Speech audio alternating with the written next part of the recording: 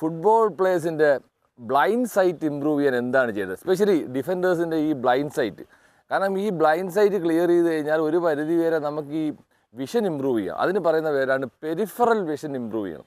Players peripheral vision improve ചെയ്തില്ലെങ്കിൽ തീർച്ചയായിട്ടും blind site കൂടി വരും. ബ്ലൈൻഡ് സൈറ്റ് കൂടി വന്നാൽ മറ്റ് പ്ലെയർ ഈസിയായിട്ട് അതിലേക്ക് വന്ന് ഗോൾ അടിച്ചിട്ട് പോകും. അപ്പം എന്താണ് പെരിഫറൽ വിഷൻ എങ്ങനെ ഇമ്പ്രൂവ് ചെയ്താൽ അത് ബേസിക്കലി ടാക്ടിക്കൽ ട്രെയിനിങ് ആണ്. സപ്പോസ് നമ്മൾ നോക്കുന്ന ആംഗിൾ, ഞാനിപ്പോൾ ലെഫ്റ്റ് വിങ് ബാക്കാന്ന് വിചാരിക്കുക, ഞാൻ നോക്കുന്ന ആംഗിളും എൻ്റെ ബോഡിയുടെ പൊസിഷനും തമ്മിൽ ഒരു ആംഗിളുണ്ട്. ഈ ആംഗിളിലാണ് പ്ലെയേഴ്സിനെ കാണാൻ പറ്റും. അതായത് നമുക്ക് ഇവിടെ ഒരു ബോൾ വരുന്നുണ്ടെങ്കിൽ ആ സൈഡിൽ ഏത് പ്ലെയർ വരുമെന്ന് അറിയാൻ പറ്റും.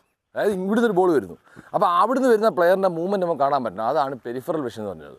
ശരിക്കും പറഞ്ഞാൽ അത് ആംഗിളാണ്. ചിലപ്പം ഒരു പ്ലെയറിന് കാണാൻ പറ്റുന്ന ആംഗിൾ വെച്ചാൽ 40 ഡിഗ്രി ആയിരിക്കും. അത് ടാക്ടിക്കൽ ട്രെയിനിങ്ങിലൂടെ ആ ആംഗിൾ കൂടുക 40, 45, 50, 55 അങ്ങനെ കൊണ്ടുവരുന്ന ആ പ്ലെയർ സ്ട്രോങ് ആയി മാറും. അതായത് ഇവിടെ നോക്കുമ്പോൾ തന്നെ അവിടെ വരുന്ന പ്ലെയറെ അറിയാൻ പറ്റും. തീർച്ചയായിട്ടും അങ്ങനെ ആണ് നമ്മൾ പെരിഫറൽ വിഷൻ ഇമ്പ്രൂവ് ചെയ്തത്. പെരിഫറൽ വിഷൻ ഇമ്പ്രൂവ് ചെയ്ത് കഴിഞ്ഞാൽ തീർച്ചയായിട്ടും പ്ലെയേഴ്സിൻ്റെ ബ്ലൈൻഡ് സൈറ്റ് മാറി കിട്ടും.